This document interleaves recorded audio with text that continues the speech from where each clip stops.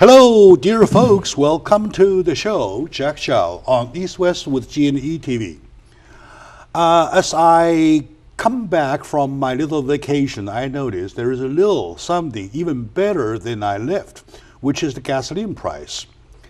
The moment before I took this little vacation, it was a little above $3, some $3.11, $3.9, something that range. Now it falls below. Below $3 mark. So, and I kept on reading and I found out even the more amazing stories that in some of the states, the gasoline prices dropped down even to below $2 level. So, something good, something so good, so surprisingly good that, questions need to be asked. What caused it? Why? Of course, we wish it goes down and down and down and down, back to the point when I first landed on this piece of free land that was 98 cents per, right? So, joining me today in the show is my good friend, our reliable source of information, Mr. Drexel Smith, and the expert of energy, and expert of nuclear energy to be more precise. And for many times, we shared his thoughts, great thoughts about energy, about namely gasoline, as versus other options in the future. But right now, we're talking about gasoline. So, Drexel, welcome, warmly welcome, especially to the eve of Christmas. Welcome to the show. Thank you. So, what's wrong? What's right? What's wrong? What's up? Put it this way. Jack, this is all about Santa Claus. Okay. Santa Claus is doing this just for us. Santa Claus is doing it. Yeah, just for a gift. All the way from North Pole? Yeah, all the way from the North Pole. He is blessing us with cheap gasoline. Mm-hmm. All right, okay. That's my best answer. That's your best answer? Okay, all right. I know you're joking. Okay, what exactly? Besides Santa Claus? Well, I think almost all the people that study oil and gas, all the economists in the past month point to one conclusion, and that's the basic, simple economic theory of supply-demand. Supply-demand. Supply-demand. There is more supply than demand on the world stage. That is simply dropping the price. Now, what's interesting of this piece, part of the supply is here in the United States, where the fracking program has generated a far greater supply to where we now have a supply greater than we've had in a century. Matter of fact, we're one of the largest producers in the world today. I see. Because of the fracking program. And even more interesting is just recently, I'm talking about days ago, that the OPEC nations in the Middle East met and agreed to continue their rate of production. As opposed to making a decision to drop production to increase the price. I see. Which I think is a fascinating decision. I am not a member. I only read the results. I can only imagine what their theory is, but I think that they just wanted to maintain their current market share and didn't want to lose any. So the consequence of this is the European economy is struggling, so they're not demanding as much fuel as they have been. All right. Similarly, in South America. So you have now, with the United States in fracking and other nations not reducing their production, all right, the cost of crude is significantly lower because of an oversupply. I see. Okay? So that's fundamentally what's going on. There's a number of interesting pieces to this and consequences, because as the cost of crude continues to drop, the available money to go after the expensive fracking all of a sudden is quite not so attractive. The cost of fracking is more than just pumping it out of the ground. A little question to insert. when the cost of crude is concerned, though, it costs, for example, certain labor forces or labor input to get a barrel of crude, Yep. right? Yep. So that's certain. For that, that's fixed. How come? Relatively. Yeah, relatively, right? Yeah. Okay. How come all of a sudden you're saying that the cost of crude is reducing? Because it's a commodity, it's supply and demand. No, no. I mean, I'm talking about the labor, the everything input that needed for Yeah. per barrel of gasoline. Oh, no, no, of crude. Jack, if I misspoke if I said that.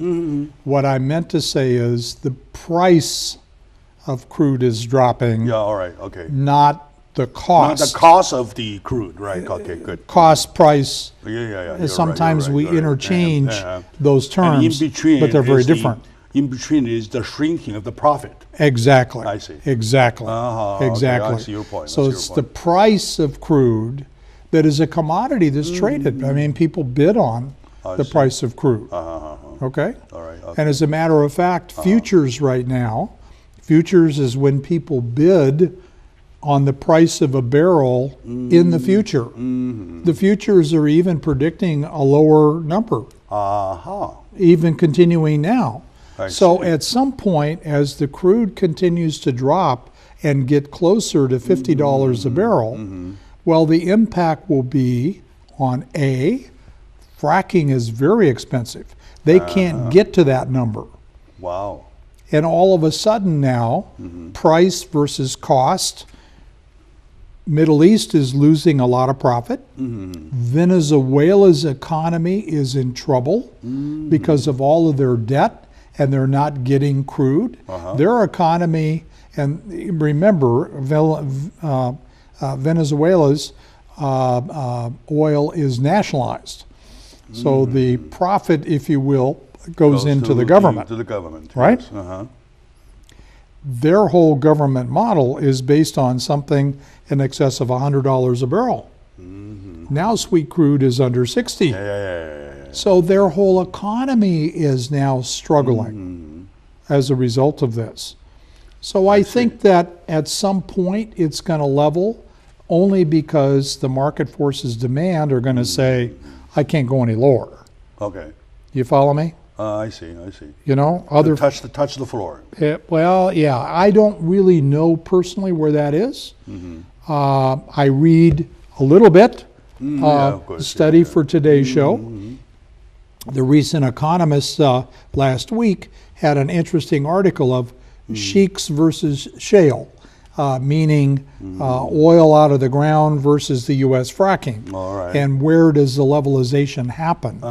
It's somewhere in the $50-some a barrel, to where all of a sudden fracking is no That longer goes valuable. back to almost a 20 years record in history. 20 years back. Oh, it goes back some time, yeah. Some time, right? Sure. Oh, absolutely. I see. Now, in addition, we have other things in our favor. Here in California, as you know, during the summer months, the warm months, we force the refineries to make a special blend. Summer blend. They call the summer blend, which is more expensive. So we're past the summer blend, which is a lower cost. All right. The crude is a lower cost. Overall demand is down, even the United States, I see. a little bit, as people have And the now, supply is increasing. and supply has increased. So it is a basic economic supply-demand is the number one issue. But there's a lot of little issues around it. I know. Yeah, of course, Okay? of course. You know, there's more people because prices were getting closer to $4 and cost of automobiles was still high. Yeah. Over the last few years, more people have moved to public transportation. Some people have moved toward more enhanced, more cost savings cars, fuel-wise. Some people have moved even more toward the electrics, which obviously impacts the overall demand, Jack. I see. So I jokingly say Santa Claus, but it's all of these factors that come together. I filled my car this morning Yeah. just to come see you. How much did you pay? I paid 279 for premium fuel. All right. I think it was 259 For regular. for regular. Yeah. I filled the Saturday for 269 something. Yeah. Yeah, for regular. Could be. And Yeah. then Today? No. Still Saturday. Saturday. Upon my arrival back to LA. So, okay. Today, to my audiences, today we're doing a little study about the gasoline price. As you may have well noticed that the price has been dropping dramatically, of course positively and dramatically. And we see that there might be a reason, something, or some reasons behind. So to get to the reasons, I have my good friend, Mr. Drexel Smith, come on the show to talk about. Obviously, he has done quite, on top of his already rich experiences, done quite some studies and homework about it. And we'll keep digging after this short moment. When we come back, we'll find out what's happening now should have happened in the past. Why, instead of happening in the past, why it is happening right now. So stay with us.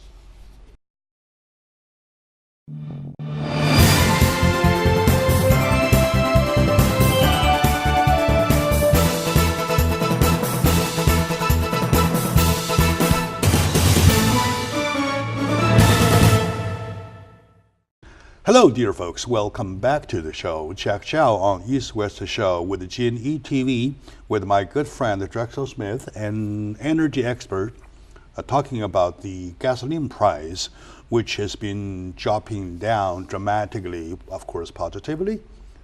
We try to find out the reasons behind. With the pictures, overall pictures laid out, we see higher demand, higher supply versus a lower demand relatively, and that's why we see for the reason number one. Okay, my question towards reason number one though, what's happening now? By logic, it is not from the moon. The supply doesn't come from Mars. It is still on this global Earth. In other words, the resources are still in the hands of the players, of the big players, right? So why didn't this thing happen in the past years rather than now? In other words, what they are doing today could be done years ago. For example, U.S. cracking, right? Yeah. The technology for fracking has evolved slowly. U.S. fracking, yeah. The U.S. fracking, which is having a major impact here, Jack.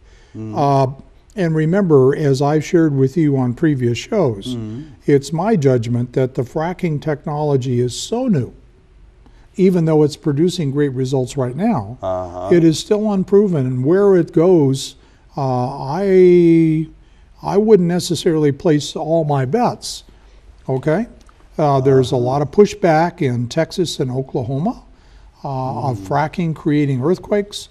There's an environmental movement that's against the injection of water, sand, and chemicals that creates the fracking process. I would say to you, we need to be a little cautious. It's unproven. It's unproven. It's a very infant in its technology issues. Embryonic, you mean? Well, from a geologic standpoint, on what its long-term impacts are. So I would say to you, the fracking technology and the results of being able to actually gain reasonably quality crude. I see. It's nowhere near the sweet crude. When you say fracking, you're talking about those kind of slant way of drilling, right? What they're doing is they're taking shale, which is rock, and they're releasing the hydrocarbons by injecting very high pressure water, sand, and chemicals into the ground. To push it out.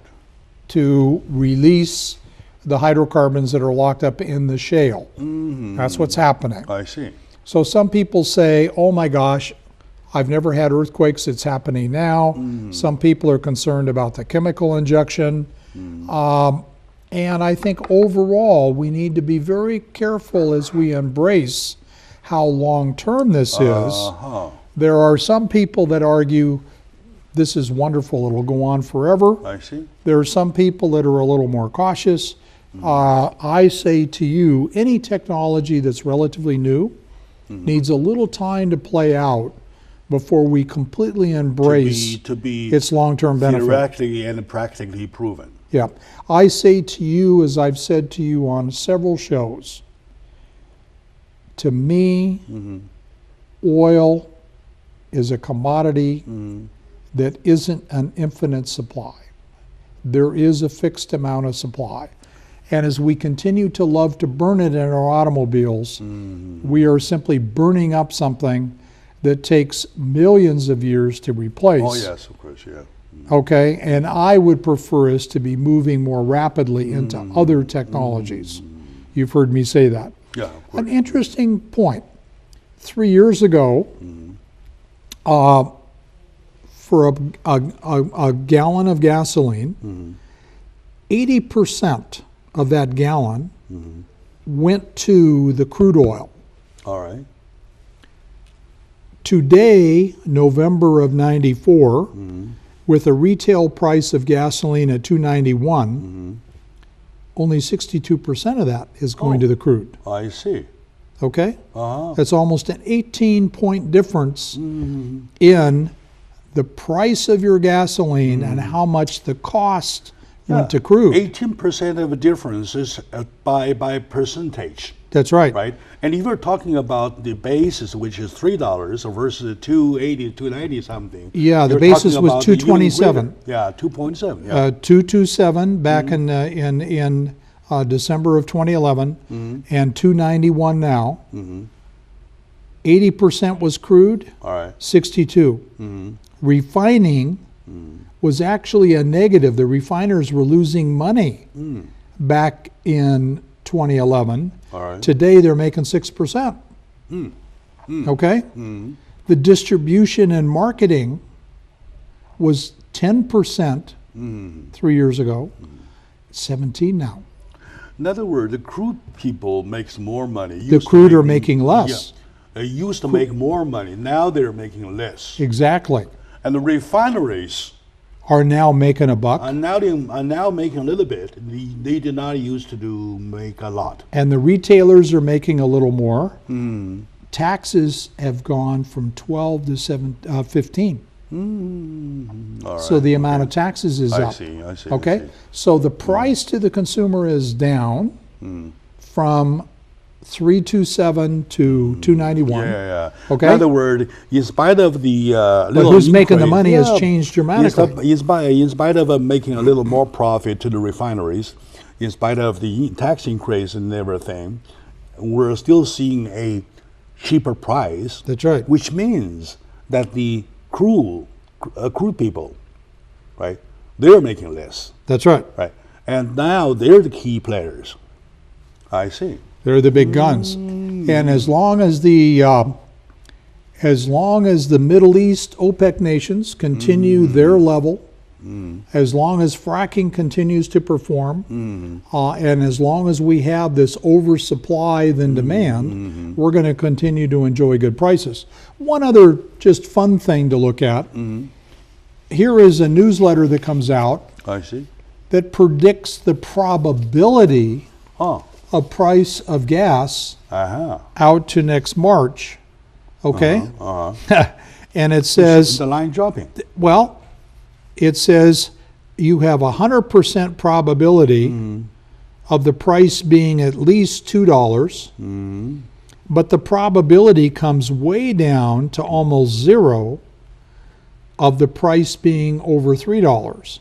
So they're really predicting that because of this supply-demand issue, that unless something dramatically happens... In other words, this curve shows by either way, either you judge the probability of going over $3 or judging by the actual price they should be, though, those curves are falling down. Yeah, the curves Both. are going down, showing the probability gets less of the price increasing. As my audience will see with the big screen, this is exactly going down. That's the And probability goes by- down by next as the March. price increases. I see.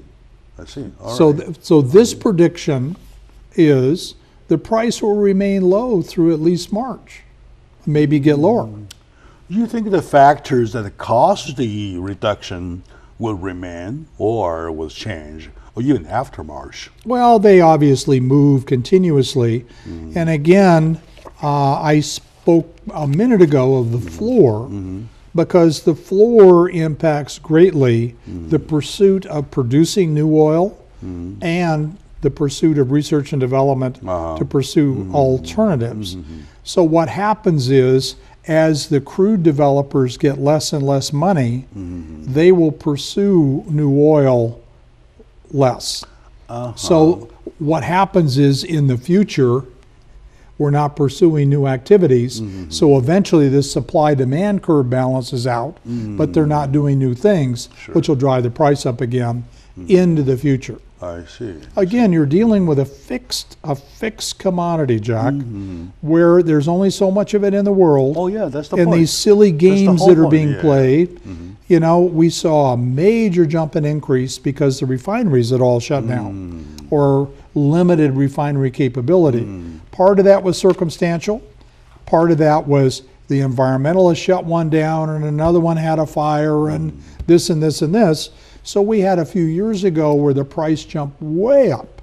That was all attributed to the refineries. In other words, unless some disasters happen, for example, some big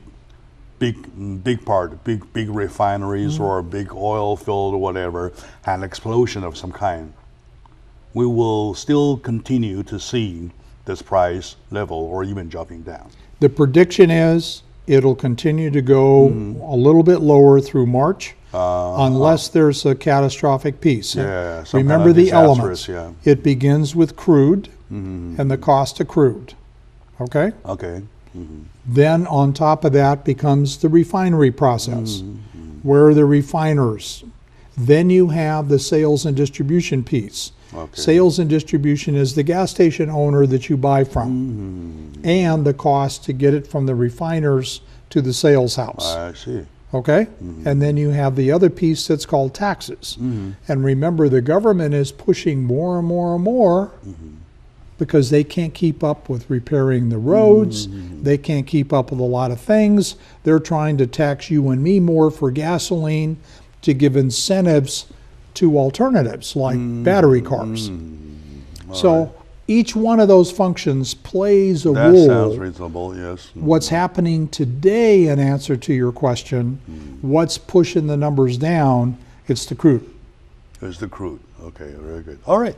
So it's the crude that pushed the number down. So let's see when we, after this little break, talk about how this crude thing would continue to push it down.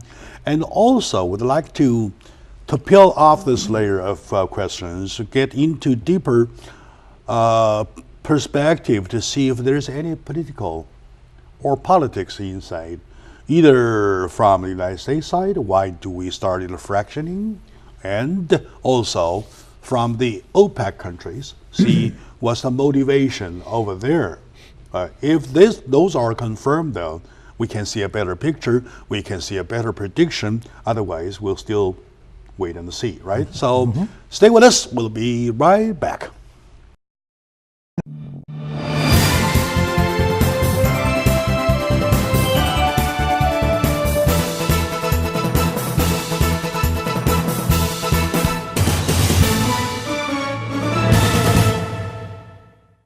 Hello, dear folks. Welcome back to the show. Jack Chow on East West with GNE TV, talking about the gasoline price, which is amazingly, dramatically, positively dropping and dropping and dropping. It was only a few weeks ago, it was at the $3 mark. Now it falls below, quite below, as a matter of fact. And according to my friend Drexel Smith, it's going to remain, if not lower, even lower, till next March or something, as a prediction. Now, to peel off this layer of questions, though, to get into the political side, so do you see, or could you see, any political factors or elements that causes, both from the United States perspective and from the OPEC countries? Well, I think the politics in the world, especially as it relates to oil and energy, has always been dramatic. I have expressed on your show, Jack, great concern All right. about the United States' continued rather substantial dependency on oil from the Middle East. And even though Saudi Arabia has become one of our better friends, there's still so much instability in the Middle East. It's just a horribly unstable political area. I see. Now we seem to be in a mode of wanting to be friends with Iran, in the hopes that maybe a cordial and a more friendship basis can help stifle their nuclear weapon quest. It's hard to be a friend of Iran and Iraq at the same time, because they historically have had challenges and issues. And it appears that Iraq is headed toward some separatism political, the Kurds in the north and the other groups around. And but the good news in Iraq is that much of the oil-producing parts of Iraq have continued on, as has Egypt. Syria is very unstable, as you know, with a tremendous civil war. So I remain very, very concerned about the long-term instability of a part of the world that provides such a significant percent of oil. Similarly, in South America, I worry greatly about Venezuela. Venezuela was a longtime friend of the United States, a major provider of oil, and they're just screaming down there at this lower price is directly impacting their economy. And at some point, people begin to push back. And as I said in the earlier segment, I think in some respects the jury is still out on the long-term issues related to fracking. So if I was the benevolent dictator, benevolent dictator, okay. That's a term. The energy czar, I would continue to take this reward, this gift from Santa Claus. From Santa Claus, yes. That we're enjoying, and I would invest more heavily than ever in independence away from gasoline. Yeah, towards future. Toward the future. Whether that's hydrogen technology, different kinds of battery cell, different kinds of hybrids, because I think that at some point we still have to realize oil is a limited commodity. Yeah, thank you for mentioning that. It was quite a little while ago, like a year and a half ago, when we hit about almost the $4 mark though. There's quite a big talk, even between you and me, talking about options or alternatives about other resources, other possible energies, right? Now, with the gasoline price dropping down, starting from the crude people, does that mean the push for the option, the push for a variety of other options, getting smaller than before, or still there, you don't realize it? You know, Jack, people in the United States, I think often react just the opposite of the way they should. I sense this euphoria. Thank you, Santa Claus, for reducing the gas. I'm saving a bunch of money. So instead of saving the money or investing it in the future for other technologies, we're saying, yippee, let's party, let's spend it. There's advertisements now today that maybe you've seen. You're saving a bunch of money on gasoline. This is ways you can go spend your money. Yeah, you can go spend your money. Yeah, Okay. There's lots of people pointing that way. Yeah. And that's exactly what we're doing. We're treating it as yippee, As a gift. as opposed to making it an As a investment. gift, yes. And I strongly disagree with that. I strongly disagree that as a country we do not have as good of energy policy, looking to divest ourselves of this heavy dependency Yeah, to stretch on the consuming concept gas. even further, though, as mankind, you are always facing limited resources and increasing demand Yep. in the long run. Yep. Right? You have only such, and you are increasing by population, by technology, by means of productions. So always, am I right? Yeah, exactly. So sooner or later, you're gonna face the end. Well, Jack, take a step back from the big picture. There's 7 billion people on this planet. 2 billion, almost a third, have zero access to clean water and energy. Another 2 billion, it's only limited. You and I are talking about access of burning a tremendous amount of energy on a relatively small percentage of the world population. So what happens when the rest of the world says, I want my share? Oh yeah, of course, yeah. That would instantly change the game. All right? So I think that the relatively few, maybe 1 billion people in the world, have the pleasure of access to good energy and an automobile that they want to fuel. Okay? That's still 6 times that number has limited access. once again, people are people, right? So they are greedy, I would say. Unfortunately. Unfortunately, I call myself that way. When I have benefits, such as this gasoline price going this low, though, I would stay, enjoy it, rather than putting more money going towards the future. So does that mean an even greater call to be made for the people to still go look for options, other options?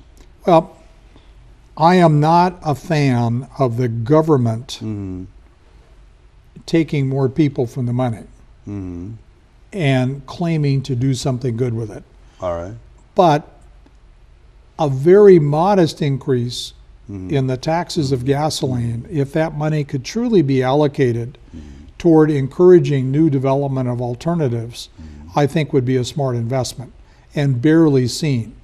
If you had 2 pennies of every gallon that was truly going to new development, that would make a major impact. Oh, I see. But you see, we're not thinking about that. We're not acting that way. And industry and the U.S. government have a love-hate affair more than a working together affair. So I think we need a better way to encourage the development other than just from incentivizing with research and development tax incentives. Because right now I worry that the cost of crude will directly impact to a reduction in new energy alternative development. There is one thing, though, about China. They say that China has previously, about 2 years ago or something, has signed a contract with the OPEC suppliers of going something over 100 per barrel. So was that true or just false? I don't know. You don't know that, right? I don't know. I see. I know that China is working heavily with African countries of mining energy resources, and I know that they have a working relationship with OPEC, but the details for which I just don't know.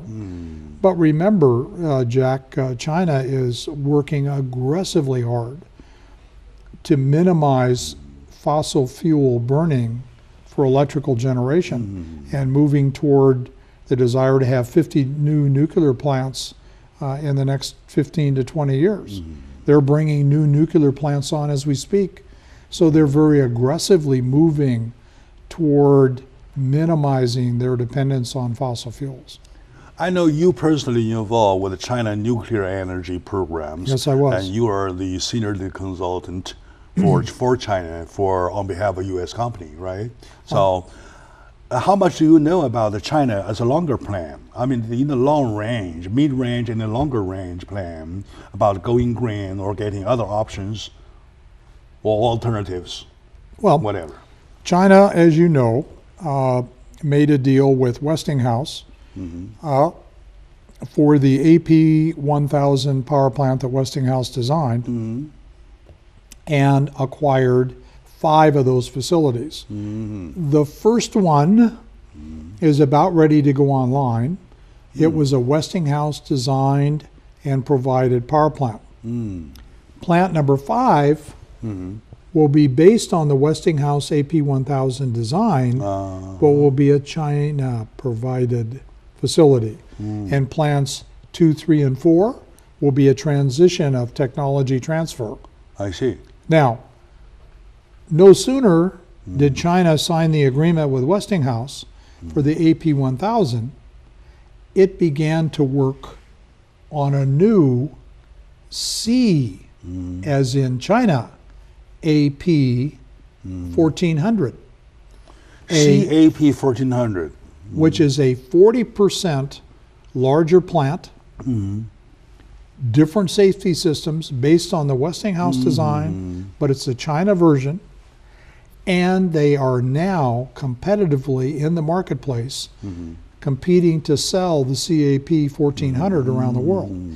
So I think China views itself as not just a purchaser, but a supplier of nuclear power plants around the world. I see. All right, very good. And that's happening. Those are the information quite worth to know, because we really want to, while we enjoy the lower price, look into the future, see what we are still facing, right?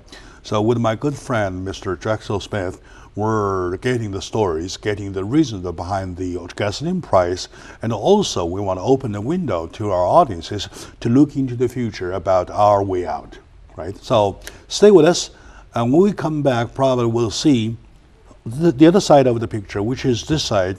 What are the United States oil industries are doing towards the future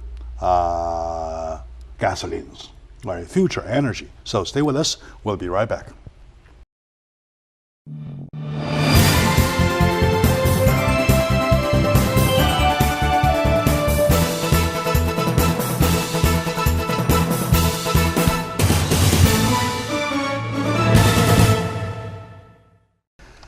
Hello, my dear folks, my dear audiences. Welcome back to the show, Jack Chow on East West with GNE TV.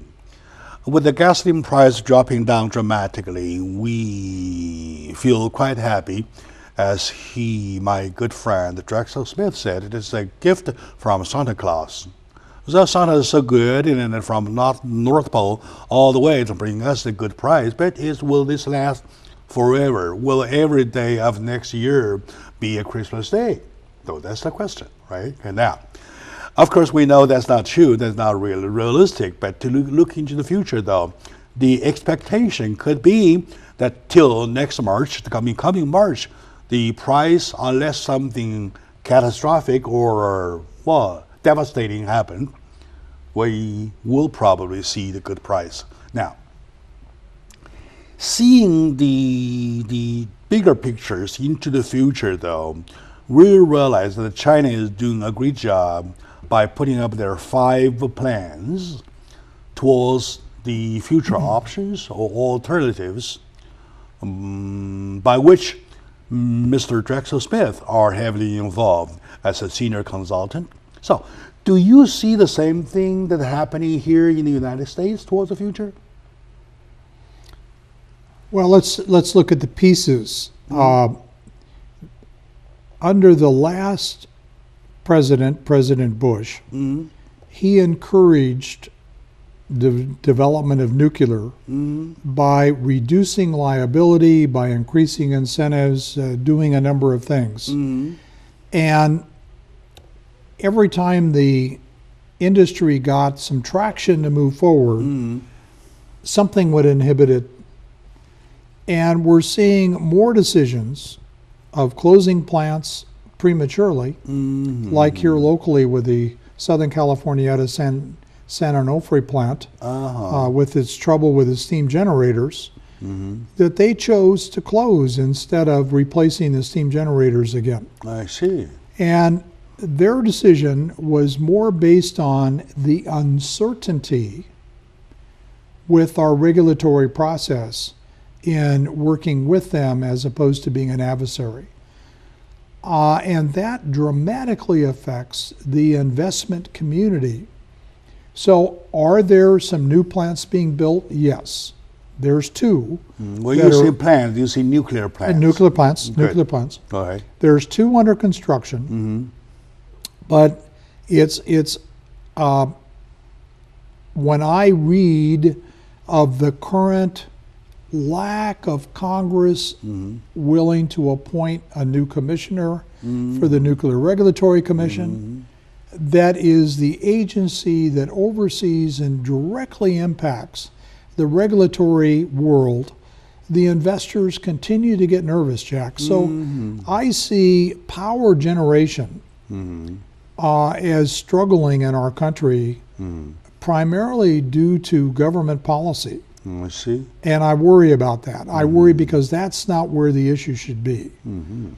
So we're going to continue to build smaller gas-fired plants because we've been blessed with such an abundance of natural gas.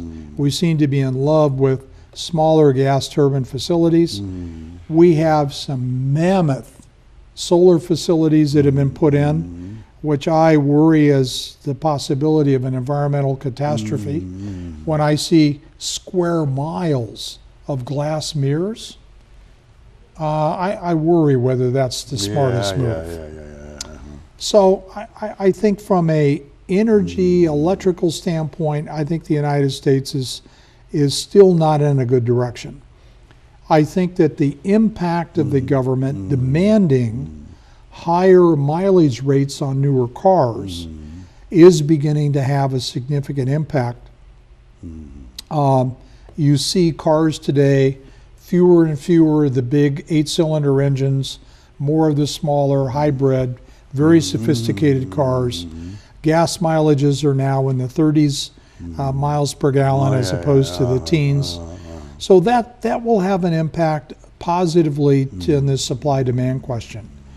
But overall, I don't think our current administration has done a very good job in its energy policies. I see. All right.